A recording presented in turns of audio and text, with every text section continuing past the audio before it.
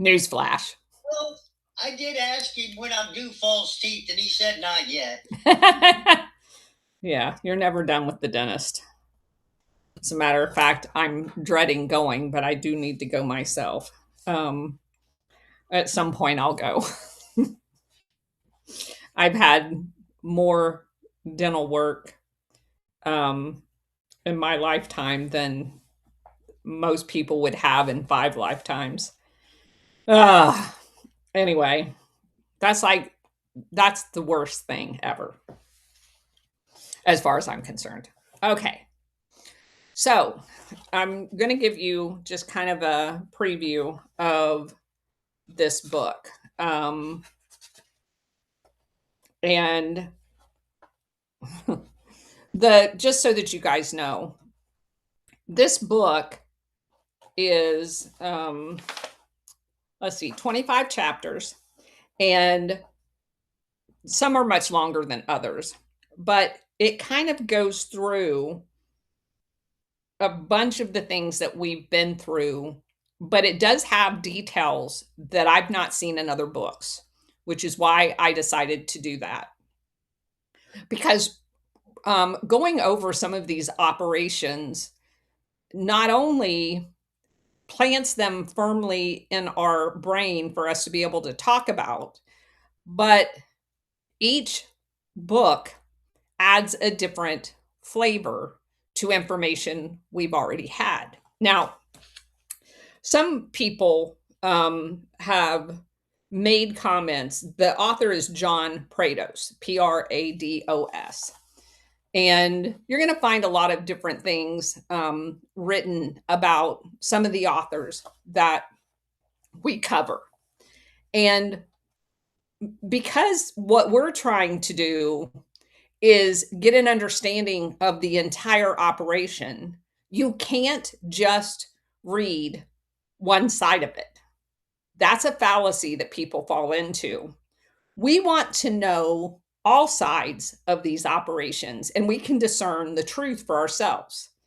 And that's kind of the approach that I take. You guys know that I read books from what would be the proverbial left and right's perspective, because each one of them is going to give us something different.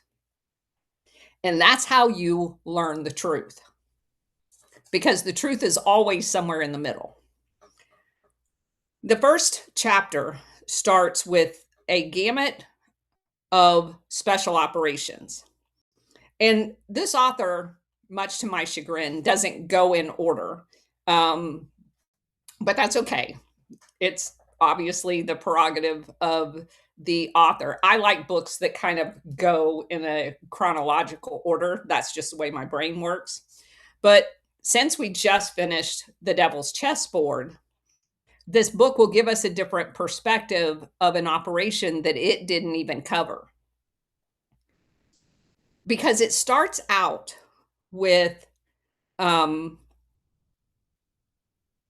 a statement that is made 30 years after the fact.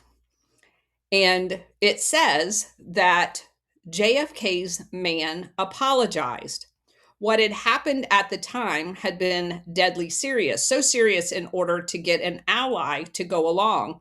The US had to threaten an invasion of another enemy that would have led to nuclear war. The CIA did not quite kill Jetty Hagen, which is the guy that's in Guyana, but did its best to put him out of business. I don't know if you pronounce his name Hagen or Jagan. It's Gagan, the Prime Minister of British Guyana, headed for independence as a nation of Guyana, had raised hackles in Washington. The CIA had orders to get rid of him. In the early 1960s, this attempt at regime change, filtered through America's Cold War struggle with the Soviet Union, was the latest in a long series of CIA covert operations. Jagan became both victim and exemplar. Quote, we misunderstood the whole struggle down there, unquote, author Schlesinger said in 1994. JFK's court historian and private advisor had been Latin America's one had made Latin America one of his special interests. Guyana had become Schlesinger's special mistake. Of course, Schlesinger had helped. In fact, he had initially held a relatively relaxed view of Jagan as a Guyanese leader. The CIA was not as pessimistic. In an intelligence estimate issued on March 1961, the agency looked ahead to elections in the South American country, concluded that Jagan's political party, quote, will probably succeed in winning the right to form the next government, unquote. The CIA further concluded Jagan himself is not an acknowledged communist, but his statements and actions over the years bear the marks of the introduction and advice of communist. So, in other words, they're admitting it. This is like John Brennan's, it has the hallmark of Russian disinformation. They present him basically as a communist to JFK to get the authorization to do what they're going to do anyway. They also went on to say that Jagan's US born wife, who exercises strong influence over him, is an acknowledged communist. She isn't in office, she's not the prime minister, but she has all the hallmarks of a communist. The only bright element lay in the US intelligence brief that Jagan, to preclude interference in Guyana's move towards full independence, would not immediately lead the country toward the left and would hesitate to do so later. This was actually their assessment. He's not a communist, and it's not likely they're going to be a communist, but we want to overthrow him anyway. President Kennedy's National Security Council assessed Guyana's situation a few weeks after the disastrous CIA failure in April 1961 Bay of Pigs operation. They feared Guyana succumbing to the dark forces of Fidel Castro. Significantly, the task of figuring out what to do about Guyana rested with the same officials responsible for the failed policy of Cuba. Guyana began as a British rather than an American problem. Unable to sustain its empire following World War II, Great Britain responded to rising nationalism by granting increasing self-government and then independence to many of its former colonies. Guyana was one of them. The Dutch West India Company held on to the territory that, this is back in the 1600s, until 1796, when it fell to the English during the Napoleonic Wars. In 1814, Guyana was ceded to England by treaty. The Dutch, Portuguese, and English brought in African slaves. In the 1830s, the British also introduced indentured workers from India. By the 1950s, the East Indians, as they were called, had become a dominant population of about 46%, with Africans the next largest group at 36%. Jagan was from the East Indian stock. Sugar and rice were their main products. The country had the classic plantation economy, with large British corporations controlling most of the production, and plantation workers, they were poorly paid and not provided for. They were not educated, nothing. Their energy fueled Guyana's politics. Born in 1918, the eldest of 11 children and a cane cutter, Chetty Jagan saw what Big Sugar had done through his father's eyes. He was sent off to college in Northwestern and became a dentist. Northwestern University, sorry. He used his income to put the rest of his family through college. Jagan met Janet Rosenberg at a political event in Chicago. They married in 1943. When Jagan returned to Guyana, they thought themselves destined to organize the workers, because that's not allowed. In 1947, Jagan won election to a consultative council advising the British governor. 3 years later, he and Janet founded a political party called the People's Progressive Party, the first mass political party in the country. It was multiracial and focused on nationalism, another thing that's not allowed. You can't represent the workers, and you cannot represent your country in your own country. Jagan campaigned constantly for better working conditions and increased wages within the Sugar Producers Association. Representing the corporations that controlled the plantation, the association was not at all happy with Jagan. Great Britain in 1953 permitted an election for an assembly and cabinet. British officials convinced themselves during this period that Jagan was a communist. He wasn't. They had no evidence that he was. When he won, Jagan formed a government. His wife was elected deputy speaker of the assembly, which would be like our house. Jagan argued that British measures were insufficient and pressed for full autonomy. After barely 4 months in office, the British dismissed the entire government. In 1954, they put Jagan and his wife in prison. That just made them more popular among the people. British hoped of dampening Guywanese feelings for Jagan hinged on creating alternative political movements. One materialized in 1955 when Forbes Burnham, another founder of the People's Progressive Party, he was among the Africans.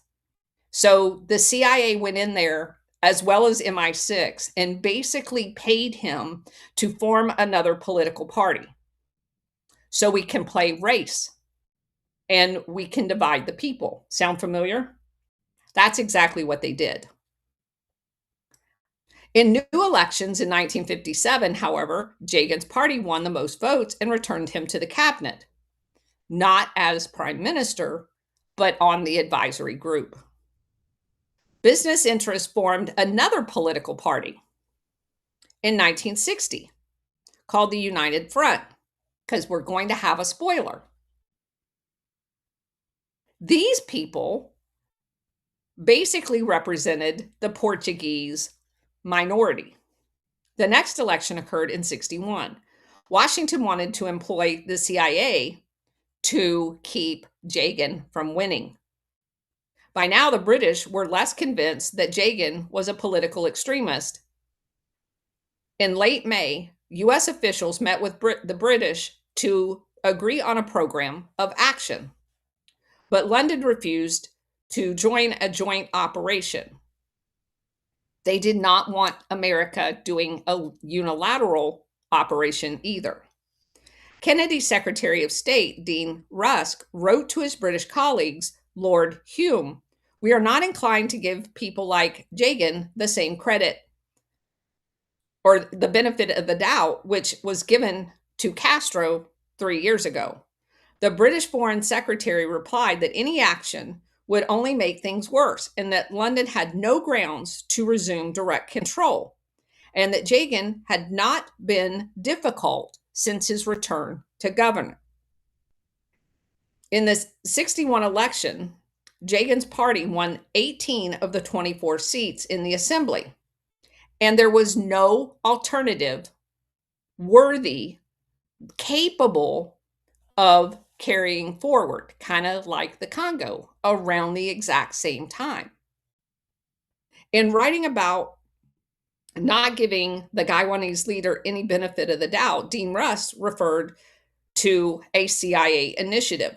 In August of 61, Within days of election, the State Department sent President Kennedy a proposal that involved two tracks: open cooperation with the Guywanese in hopes of inducing Jagan to align with the West, but a CIA covert political action against Jagan if he did not. Allen Dulles figured prominently in the group as they hammered out the strategy. Arthur Schlesinger actually helped keep the CIA out of the act, objecting that the covert initiative could easily get in the way of overt policy. JFK sided with Schlesinger. He was not interested. A second round of talks with the British took place in London in early September. Ambassador David Bruce led the American team with CIA technical assistance. State Department officers were there to quote unquote help. Among them was William Burdett, Washington's point man on Guyana policy. The CIA senior officer at the London office was none other than Frank Wisner, the agency's former covert operations chief. Bruce received instructions to minimize the importance of the covert track if necessary, telling the British the project was only a plan, that any specific move would be subjected to high-level U.S. consideration and British approval.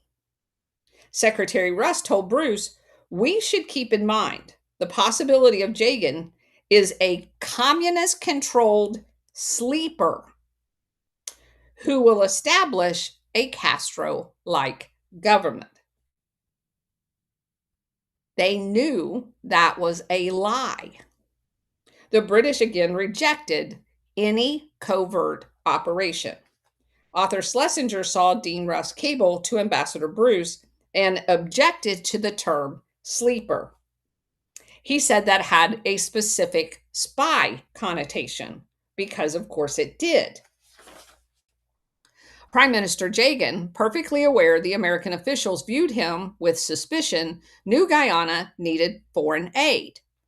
Jagan sought a meeting with Kennedy to plead his case. He traveled to Washington, saw Kennedy, and Kennedy basically avoided giving any commitment.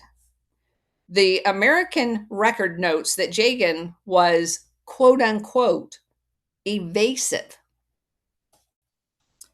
In his biography of Kennedy, Schlesinger adds that Jagan had made a faux pas. He had said that he had read the monthly review. The monthly review that he was speaking about actually had a Marxist article in it. That's bad. Anything that they can use to justify what they already have in will be pulled out. In the wake of Jagan's visit, there would be no help for his country. The policy of overt cooperation was shelved when President Kennedy ordered the State Department to send a survey mission to Guyana to prepare for quote unquote technical assistance. But Kennedy took no action on any of the initiatives that had been presented to him. 1 month later, violent riots erupted in Georgetown. And those riots, by the way, were caused and funded by the CIA. Unbeknownst to, he has not authorized any covert operations. Britain has said they don't want any covert operations. There is documented evidence that I presented on the Alpha Warrior show that says the CIA and the labor unions in the United States were part of the riots. Interestingly enough, this book doesn't have that in it. Jagan's government had proposed a tax increase because there was no foreign aid coming. A general strike began on February 12th. It turned into vandalism and looting. 4 days later, when police fired on rioters, killing two, all hell broke loose. The situation assumed a racial character because the CIA was behind it, and they look for fault lines in countries. And keep in mind, as we go through this, the labor unions are being paid their full salary by the CIA to riot, kind of like what's going on in America. But sure, it's all for and done. It has nothing to do with the CIA.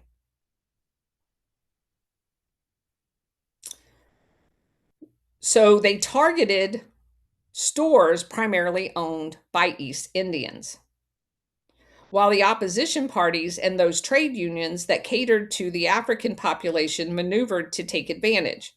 Jagan could have mobilized East Indian laborers from the plantations to fight the brawlers, but instead he asked the British, who still had troops there, to help. London deployed a battalion of troops, some brought in from a local island in Jamaica. From the Prime Minister's residence, called Red House, Jagan watched as entire blocks of the downtown area was lit on fire. Jagan later told a British diplomat, as relayed to Americans, that he thought leaders of the United States and CIA officers had fomented the riots. Prime Minister Jagan asked for the UN inquiry, but ultimately settled for one from the British Commonwealth. Jagan's charges that the CIA fomented the 1962 riots have been repeated. And then the author says they were rejected, but we now have declassified documents that substantiate that. And let me look. I know I looked at this before.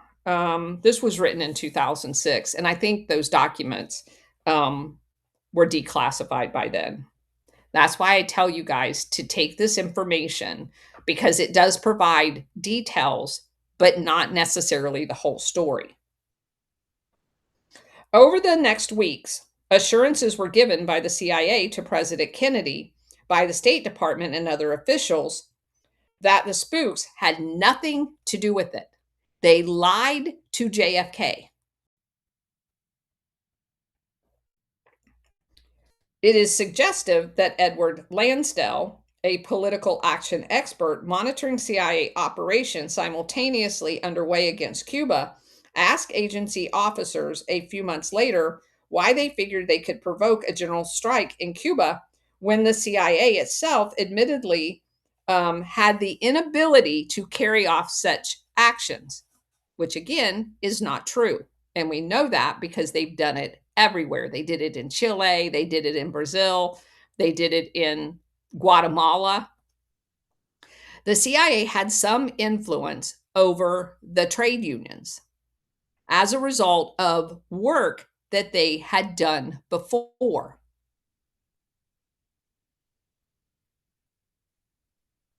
Then he goes on to say, but the covert project for Guyana had yet to be approved.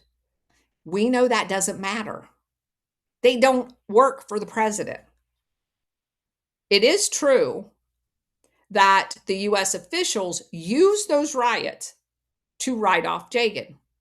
On February 19th, while the smoke was still rising, Dean Rusk sent a strong message to the British Foreign Secretary declaring it mandatory that they take concerted remedial steps. This is a quote, I must tell you now that I have reached the conclusion that it is not possible for us to put up with an independent British Guyana under Jagan, Rusk wrote. He saw him as a quote unquote Marxist-Leninist, paralleling Castro. They have literally no evidence of this. Rusk continued, it seems to me clear that new elections should now be scheduled, and I hope we can agree that Jagan should not be allowed to compete. There remained dissenting voices in the Kennedy administration. One of them was Adlai Stevenson, Washington's ambassador to the UN.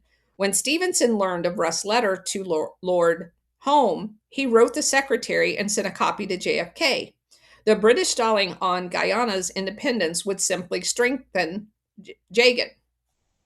America's involvement would be impossible to conceal over time, Stevenson said, while disclosure would substantially damage the U.S. and Latin America.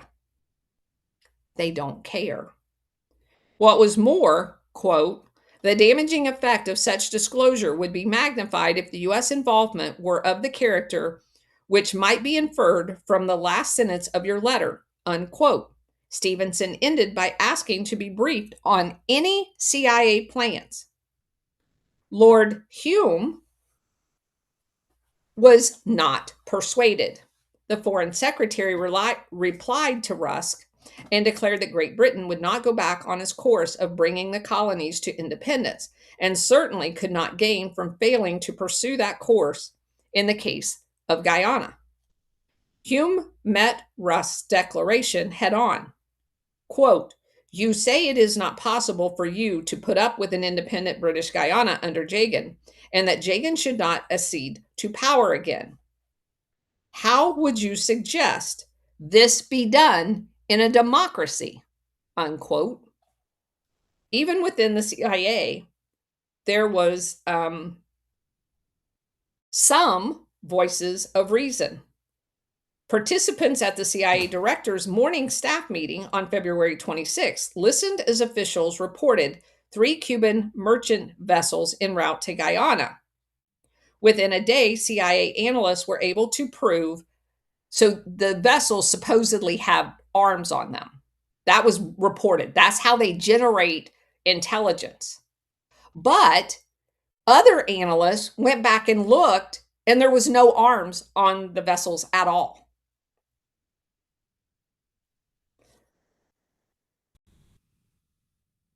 At the White House, Arthur Schlesinger warned JFK that both the CIA and the State Department had the notion that the president had made a firm decision to get rid of Jagan.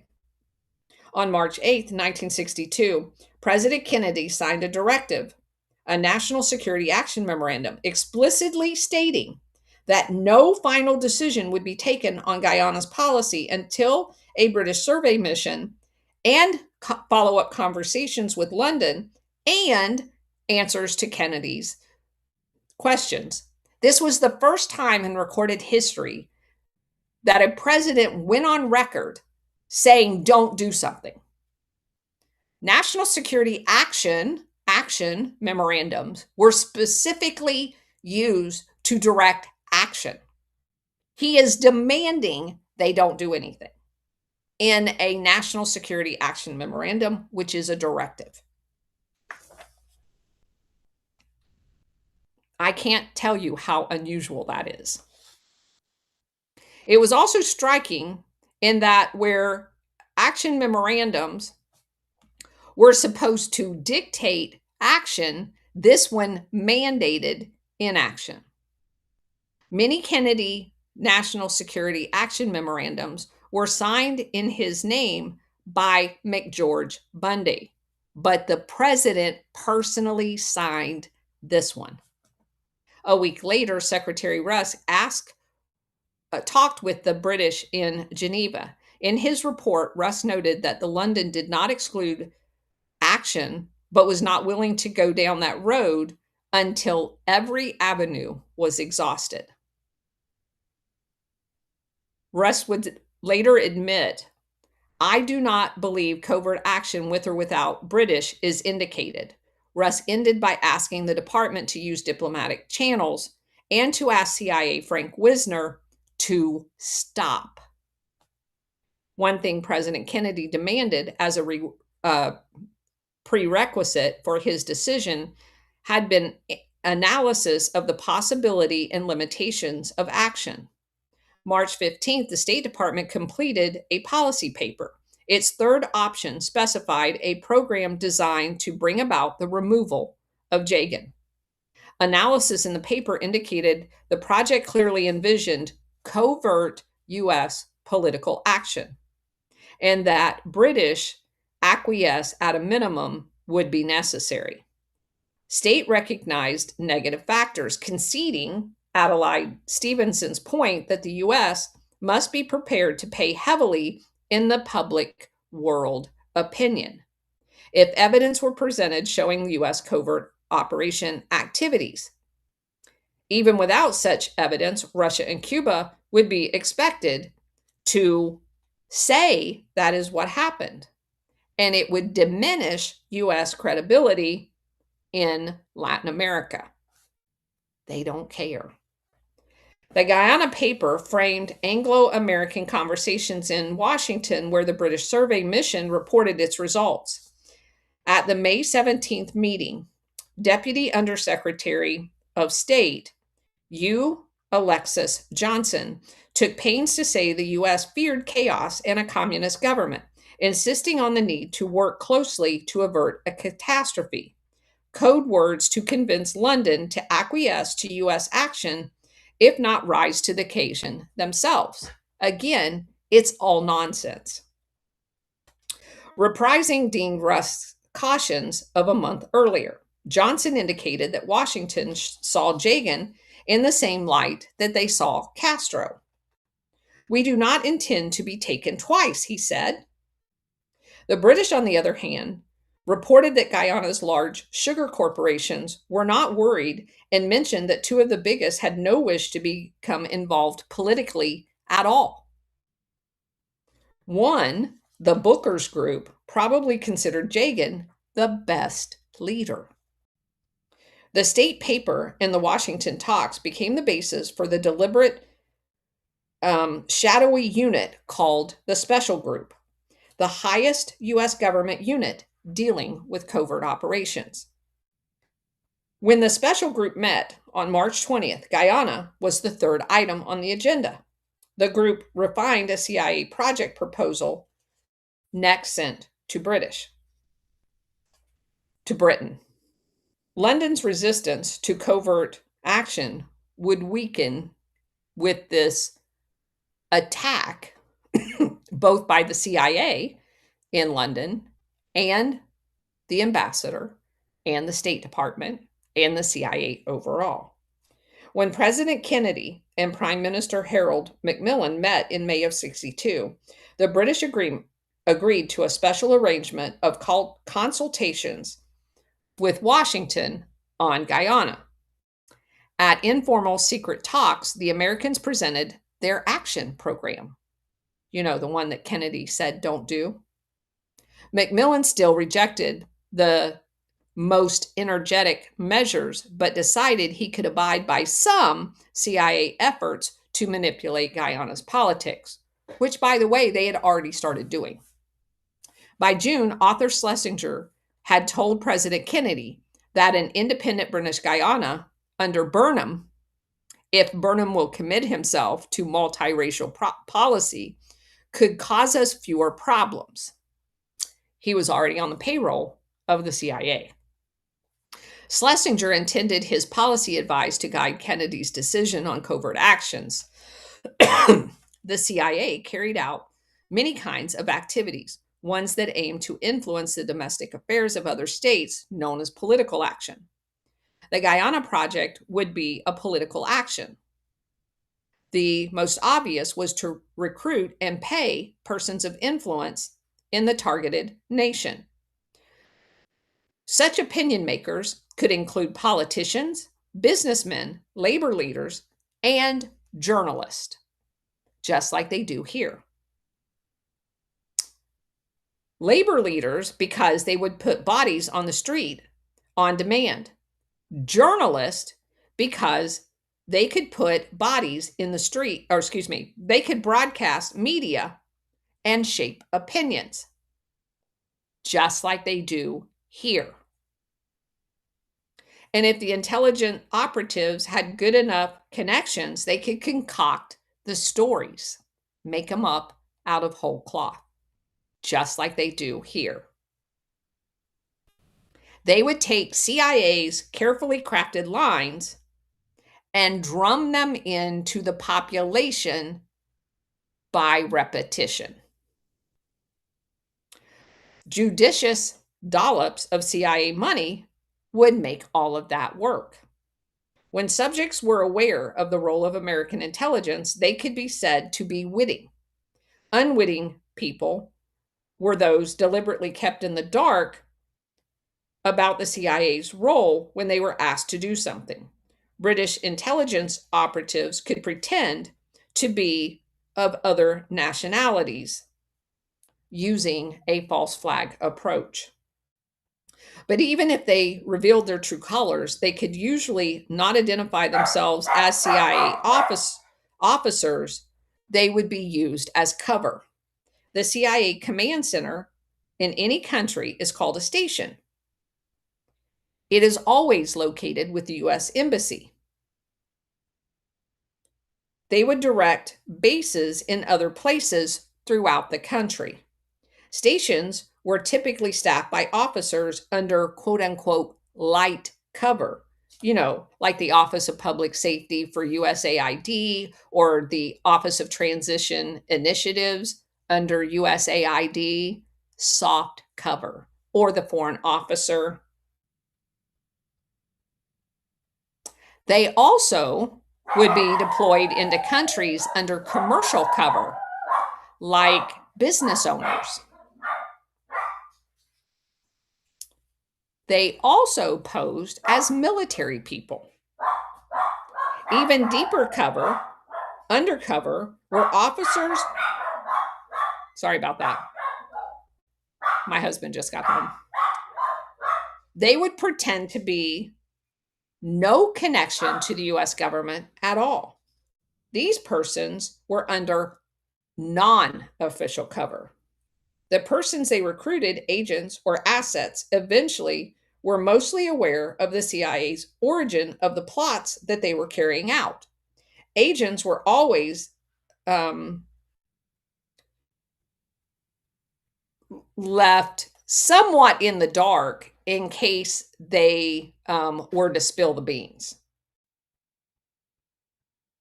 But political action like Guyana, over time, they became transparent. The object was, as Schlesinger put it, to ensure that the government of an independent Guyana took the coloration that Washington desired right down to who was in charge of it. To make that happen, the CIA used agents of influence to create propaganda, place news that it wanted written, labor agents to produce visible opposition, and political agents to oppose those who the CIA decided were enemies. CIA suffered through chaos even as it began to focus on Guyana. For those months, this was months after the disastrous Bay of Pigs invasion, there were investigations, postmortems, a National Security Council policy review, and even an inquiry. A generation of CIA leadership had been swept away, except, oddly enough, the agency's Western Hemisphere chief, the man who would have ultimate command of the Guyana project. Colonel, as in military colonel, Joseph Caldwell King. He became the go-to guy. King had spent his entire career in Latin America doing studies on the on the Amazon water basin. And who did he work for while he was doing all of those quote unquote studies? None other than Nelson Rockefeller. Yeah, Nelson Rockefeller. He also worked as a special agent in the FBI. As an entrepreneur, King had opened a condom factory in ultra Catholic Brazil. and made a considerable profit. Later, he sold the plant to Johnson and Johnson, in which he was given stock. The company continued to blossom throughout Latin America. King became its vice president, selling in Argentina and Brazil. King did a lot in Brazil, even during the coup there in 1963 or 4. He was very involved there as well. Let's see, his military rank, some people questioned it because he didn't appear to have a military record. However, that's not unusual. We have military officers who do classified work, and when you ask for their records, you don't get them. When the FBI had been in charge of intelligence in Latin America, King had joined the Bureau. In the late 40s, that role had been overtaken by the new CIA, and King transferred to the CIA. He soon became the chief of the Western Hemispheric Division. When the agency overthrew the government in Guatemala in 1954, King was there. Wags called him Jesus Christ, and that's where he got his nickname, JC.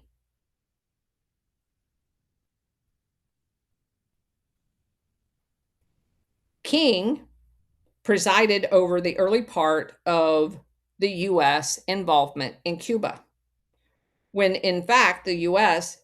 had been taken in, using their words, air quotes, taken in.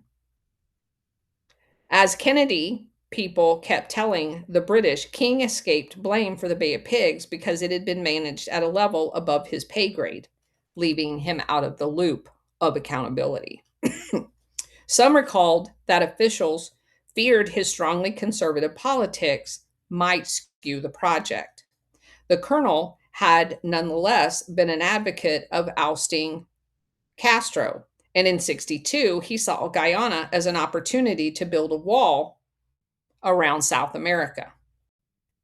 King's branch chief for this venture, a capable lieutenant, was Virginia H. Hall Gillott, Goillot, among the most senior women in the CIA's clandestine service. Hall had lost a leg in World War II when parachuting into France to work with the resistance. She was highly decorated. In 1950, she married Paul Gillott, an OSS comrade with the resistance. She joined the CIA in 1951, originally as a branch officer for Western Europe. Are you ready for this? She was in charge of designing France's stay-behind units. She was responsible for designing France's stay-behind units, which means she was working with Nazi Reinhard Gehlen and Alan Dulles and Otto Skorzeny. You can't make this shit up. On the paramilitary staff in 1954, she too had worked on the Guatemala operation. Despite her experience, the legendary Hall had needed 11 years to obtain one level promotion to field grade. For the Guyana project, she would play an important role. Hall took the need to build capabilities inside the country and started to work. In early 1962, the CIA had no station in Georgetown and lacked direct contact with Jagan's opponent, Forbes Burnham. That's not true. The CIA was already there operating just undercover because Forbes Burnham was already on their payroll. Hall recruited a Guyanese psychiatrist whose brother was an aide to Burnham. She sent CIA officer Joseph Smith to Barbados one weekend that February to meet the agent and his brother. Smith instructed the aide in tradecraft, including how to write secret notes. For the project, there would be no question of resorting to quasi military operations or mounting a coup. He was going no matter what. And again, this is before JFK ever gave the go ahead. Guyana had no armed forces to draw into the game, and Jagan's popularity remained such that even after the Georgetown riots, no possibility existed for armed resistance, which in any case, the British Army would fight. The broad strategy was evident from the beginning: require an election, carry out a political maneuver to reduce Jagan's chances, then do everything possible to influence the outcome. The CIA had appropriate resources, because they're selling drugs everywhere, including labor and international organizations.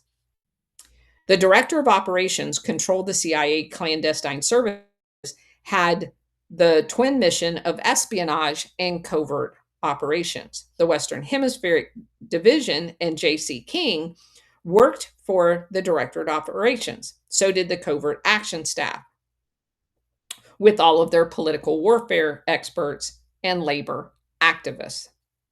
By early 62, the Directorate of Operations had a new boss, as did the CIA itself. The Deputy Director for Operations, a professional intelligence officer, Richard Helms. He had stayed out of the limelight of the Bay of Pigs and managed to survive. Allen Dulles is gone.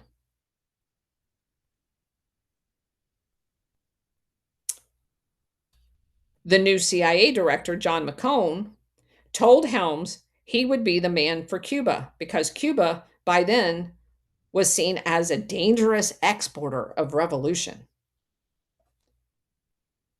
It monopolized the CIA's efforts. McCone remarked that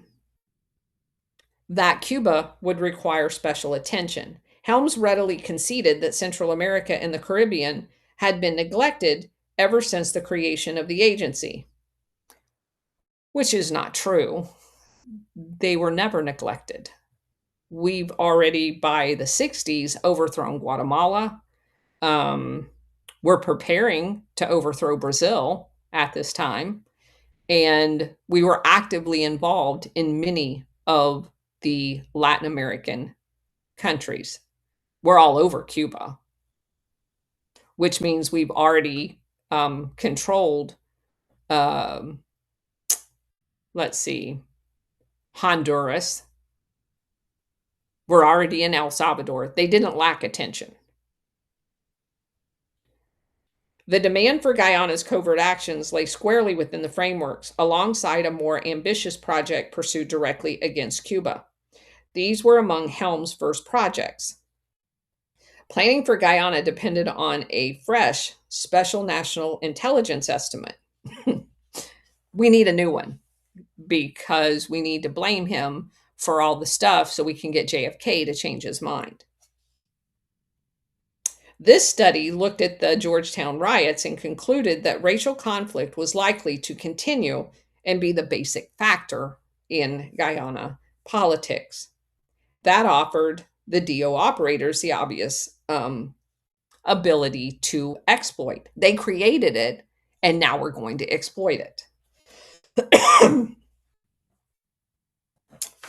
All right. The analysis found Forbes Burnham, leader of the opposition party, to be an, quote, advocate of extremist measures in government, unquote. Jagan himself could not be determined to be a Marxist. And the intelligence estimate assessed he would probably follow a policy of non-alignment or independence in Guyana. So he's not a communist, but he's equally bad because he's going to be neutral. That's not allowed either. The conclusions flew in the face of Washington's rationale for the operation. But that didn't matter. Also ignored were the warnings that Burnham's leadership weaknesses and the potential dangers of a government under his control. But the judgment that Burnham's party had virtually no following other than the blacks held key importance. In the 1961 elections, Burnham had polled 41% of the votes. From an operational viewpoint, the problem was to increase Burnham's attractiveness, cooperate with third party movements like the United Front, and produce a coalition to go against Jagan's popularity. The measure that could substantially improve this picture would be to persuade the British to create an electoral system based on proportional representation, in which minority votes in districts that would otherwise have won Jagan's PPP would still count towards seating the opposition. So mess with the electorate, just like they do here. In June 1962, the Directorate of Operations hatched a plan. A CIA memorandum to the special group and the NSC staff director for intelligence, William Brubeck, summarized the concept. Schlesinger was impressed with Burnham, not knowing he was already on the CIA's payroll in a Washington's visit. He told JFK in a memo dated June 21st, I agree that the evidence shows increasingly that Jagan's heart is in the communist world, which it was not. July 12th, Dean Rusk recommended a program to Kennedy premised on Jagan being a communist. We still have zero evidence of that, by the way. But the CIA and now Schlesinger is in JFK's ear. In a covering note forwarding Rusk's memo plus intelligence reports to the president, National Security Advisor McGeorge Bundy, Mr. Skull and Bones, commented that a case against supporting Jagan existed.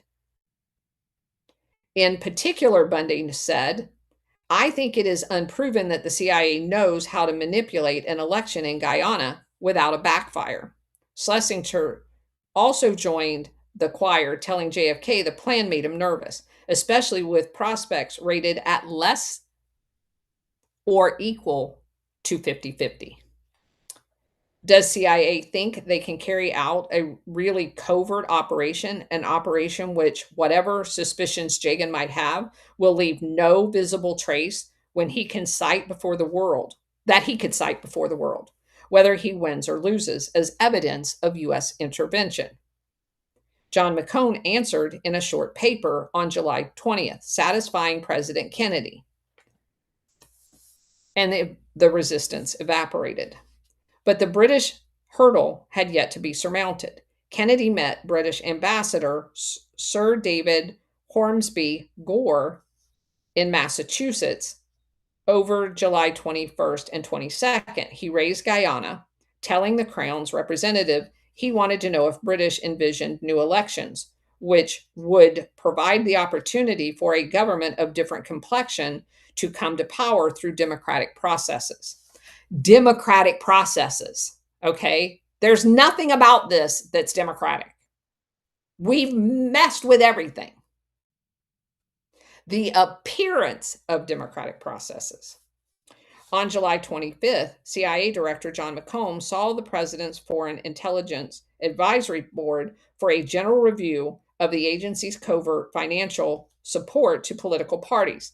McCone not only touched on the CIA's thoughts regarding Guyana, immediately afterward, he discussed CIA's labor operations and their relationship to American union groups, which would furnish the shock troops for the Guyana project.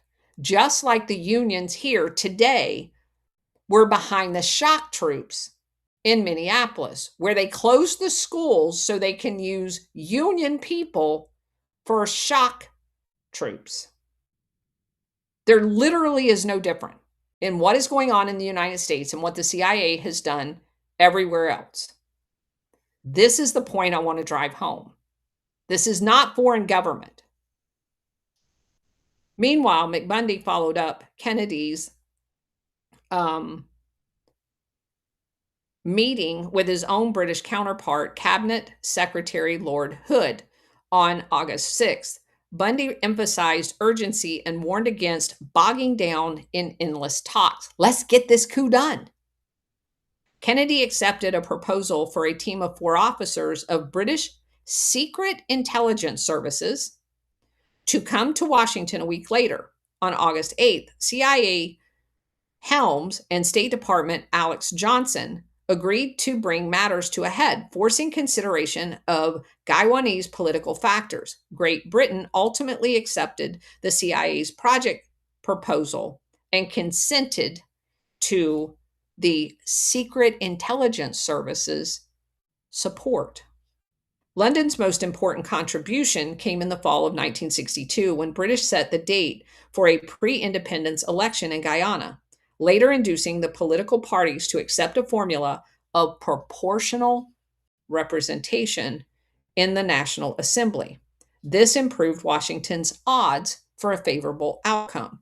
When NSC staffer Carl Kaysen told McBundy the latest news on October 5th, he noted about Guyana, "I think you know about the most interesting development here."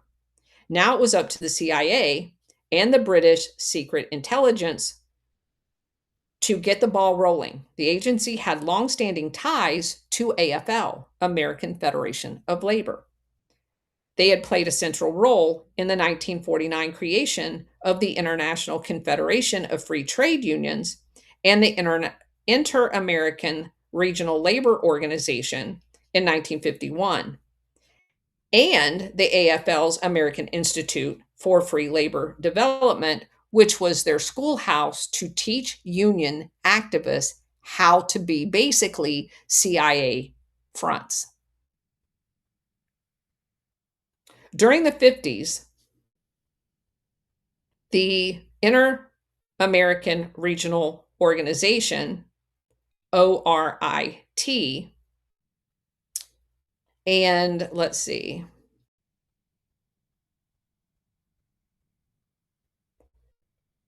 during the 50s, the ORIT had been most active in Guyana, encouraging the land's trade union council to follow the quote unquote anti-communist movement. They needed more. There was a London-based affiliate of a Secretariat for Unions of Government Workers called Public Service International, PSI. From 1958, the CIA had also established relationships with Federal of State, County, and Municipal Employees, AFSCME. So between all of them, the British, the US, the CIA embedded themselves in these labor organizations. And William McCabe was basically the lead CIA agent to coordinate all of this labor coalition. McCabe had 3 years invested in labor work in Latin America, including Guyana. You know, where the author wants you to believe that we hadn't been there until now. No, he had already been working there. He's the one that was passing out money to the labor people that did the riots and burnt the entire city down. It's funny how in a book he's talking about them having already been in Guyana, but then back here says that there's no evidence that they were actually involved in it. I'm sorry, explain that to me again. Okay. McCabe had been in Georgetown during the 1962 riots, but we didn't find anything. Those who wondered about his lack of union background were told McCabe was who the British picked.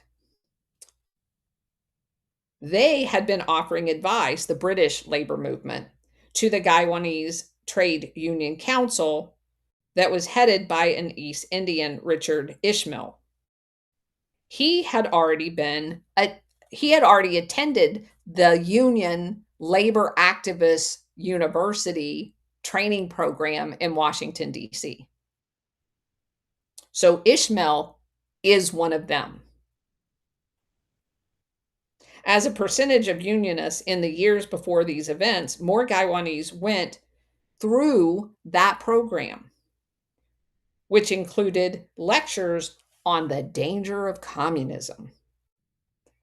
They're basically just recruiting these labor activists, training them in the United States and putting back into government so they can exploit the workers for the American oligarchs, or the British in this case.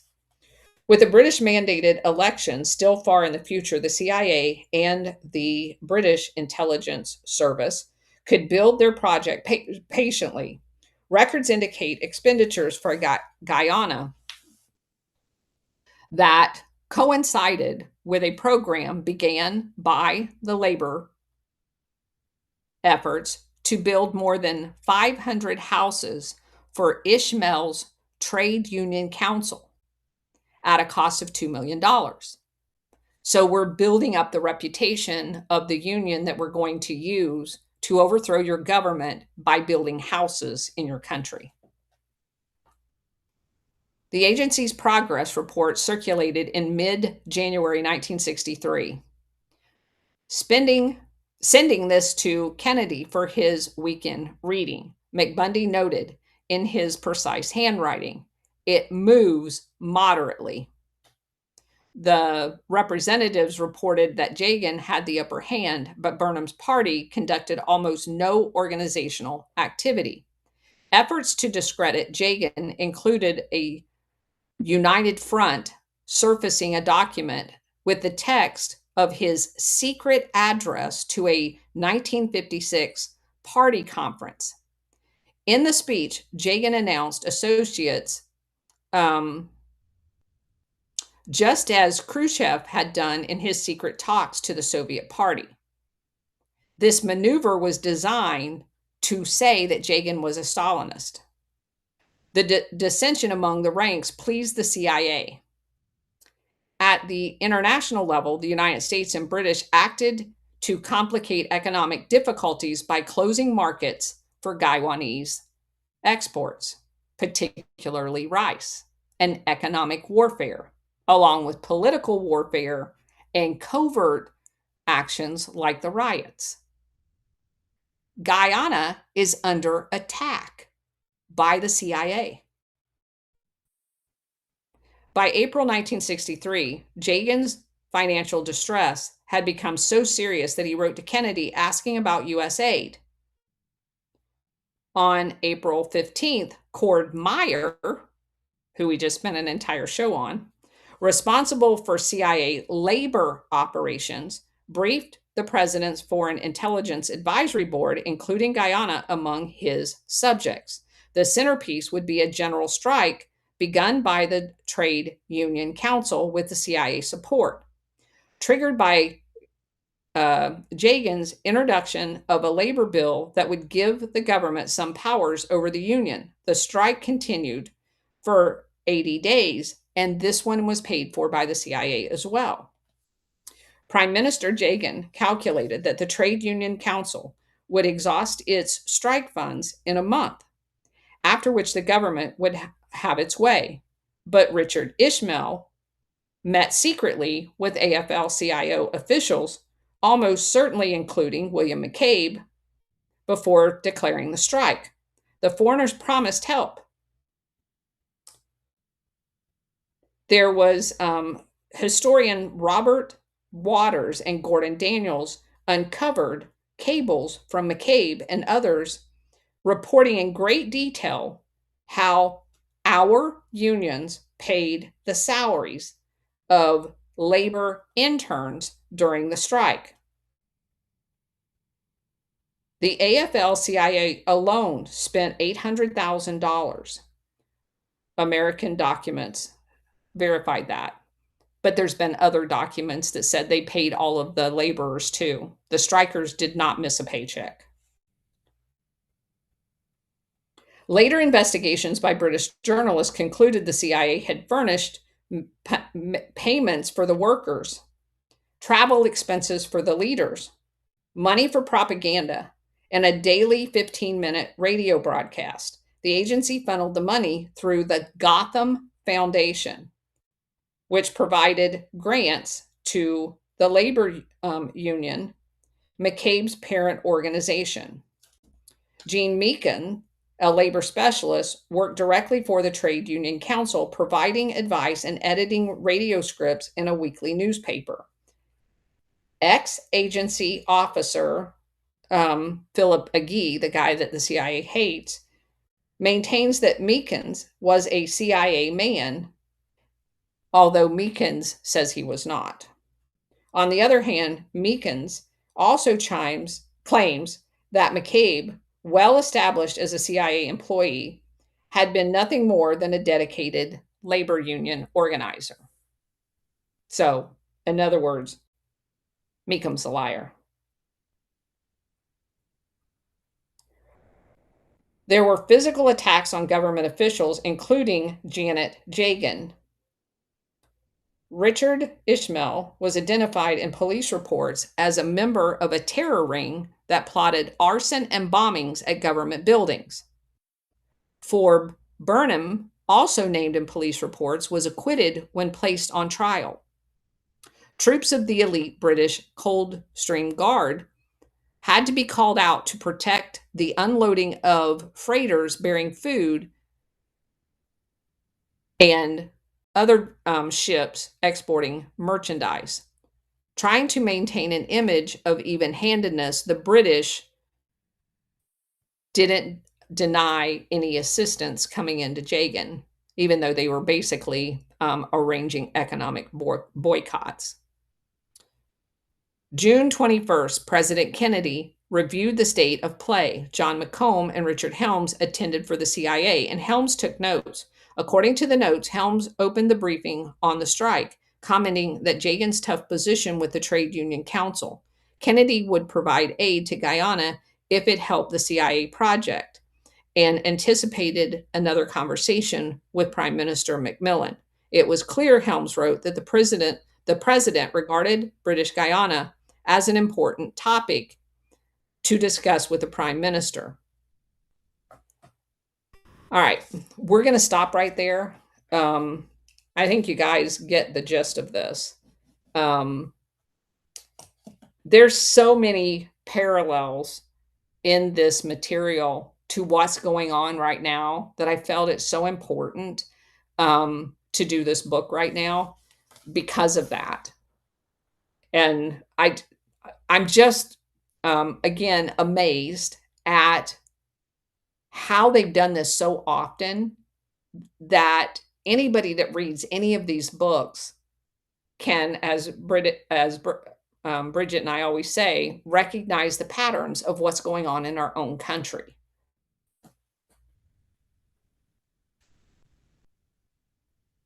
Okay. Let's get our speakers up. War Hamster, did you want to add anything? Yeah, a couple things. Actually, it was really fun listening to. It tied a lot of other stories together. I was surprised I did not hear the name of William Doherty Jr., though, unless I missed it, because that's the AFL-CIO guy that I first made the connection when this concrete connection to the CIA was working internationally with organized labor, which of course meant the mafia connection as well was tied together. So if that name hasn't come up yet, I'm pretty sure it will. Well, and keep in mind that they list the actual people in those union infrastructures, not necessarily the leadership of it, but the leadership is implicated by default. I just said in the notes that I had from way back when, I had Doherty and Meekins in the same sentence. So yeah. The other thing I was just going to say is if anybody wants to go to my Twitter profile, the pinned tweet gives some more interesting background on Venezuela and Guyana. So it's something I've had up there for about a month, but a little bit more fun information that talks about how the U.S. first became an empire in 1895. And what's interesting to me is so many, basically nobody talks about Guyana. Guyana has so many interesting lessons for us, not just during this period of time, but you fast forward because of this event, because we ended up controlling Guyana for many years after this event. You have, after the Brazil coup, um, you have Jim Jones, who was living in Brazil at the time, by the way, sets up the original Jim Jonestown, which was not used for his religious cult activities. It was actually a terrorist training camp.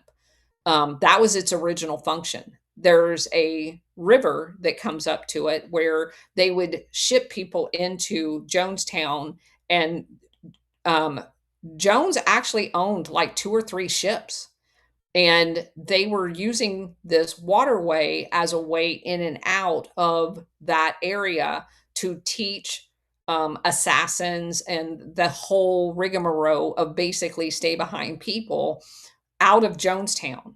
It was not until much later that Leo Ryan started investigating him in the San Francisco area as an approved guy foster care guy, where all kinds of weird things was happening to children under his care. And when Leo Ryan started investigating him, he picked up his quote unquote church and relocated it to Jonestown, which he had already established as a terrorist training camp. SR, go ahead. Thank you, Colonel, and thank everyone for being here on Rumble and on Spaces here with the Colonel. Two notes that I want to bring up here real quick. First of all, just so we're clear, why Guyana? Guyana, if you take a look at what Guyana has concerning minerals and resources, diamonds, gold, bauxite, you name it, therein lies part of the issue.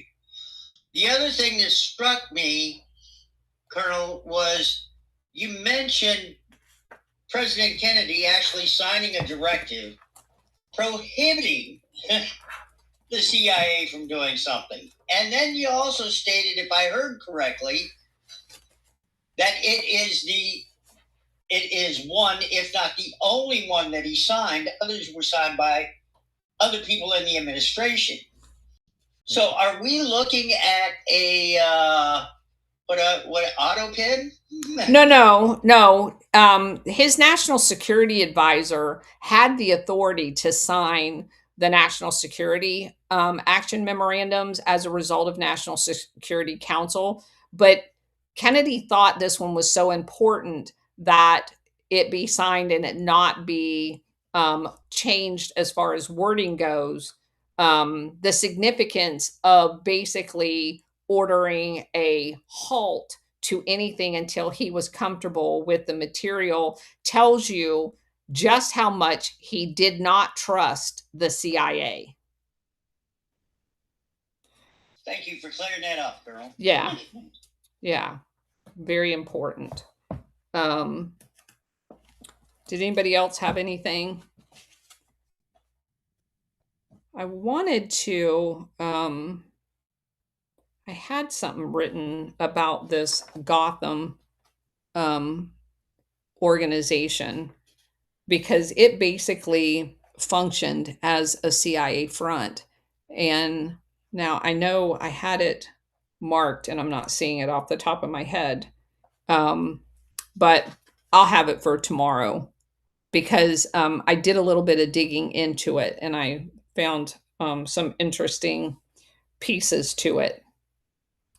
But I found it interesting, the connection of J.C. King to Nelson Rockefeller too, because we know that Latin America was basically his bailiwick, where the other Rockefellers were more involved in Europe and other places. Nelson was specifically concentrated on Latin America. That was kind of his bailiwick. SR, go ahead. All roads lead to Rockefellers. That they do. That they do. I did find one interesting tidbit here about Goylet or Goylet, Virginia Hall Goylet. Yeah. She received the Distinguished Service Cross in 1945. She's the only civilian woman to earn it in World War II, and it was presented by none other than OSS Chief William Donovan. Yeah, she wasn't a civilian. She actually was part of the OSS and then became part of the CIA. Yeah, she wasn't a civilian. Yeah. Yep. I just found it fascinating that she actually helped set up what would become the OAS, which of course was involved in the Kennedy assassination as well, because there's at least two of them documented as being in Dallas that day. She would have been responsible for setting up the 11th Shock Battalion that was part of the Algiers mess and the 30 some assassination attempts on Charles de Gaulle's life. She helped set all that up, just for context. I found all of that fascinating and how it ties into all of the other stuff that we've learned. So, if no one else has anything else, that's going to conclude today's show. I will be on, as far as I know, still with CanCon and Ash at 6 o'clock to continue our stolen election book. So if you guys have time, tune into that show on Badlands Media called The Book Club. And we'll finish working our way through that book as well as this. So some really interesting content in the book, this chapter that we're going to be covering. Some kind of tidbits related to the Philippines and Lord Malik Brown. So if you guys have time, if not, then go back and listen to it later. I think it'll add a little color to election interference. So anyway, with that, we're going to say goodbye. Thanks for being here, and I will see you either tonight at 6 or tomorrow at 4. Take care, everybody. All right, guys. I did find out how to do this raid thing, so if you'll stay with me for just a minute, we're going to go over here and raid one of these shows. And of course, you guys don't have to accept that, but it does allow us to keep our premium channel. Let me see if I can remember how to do it.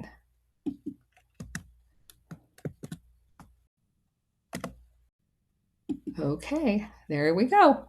Done. Take care, everybody.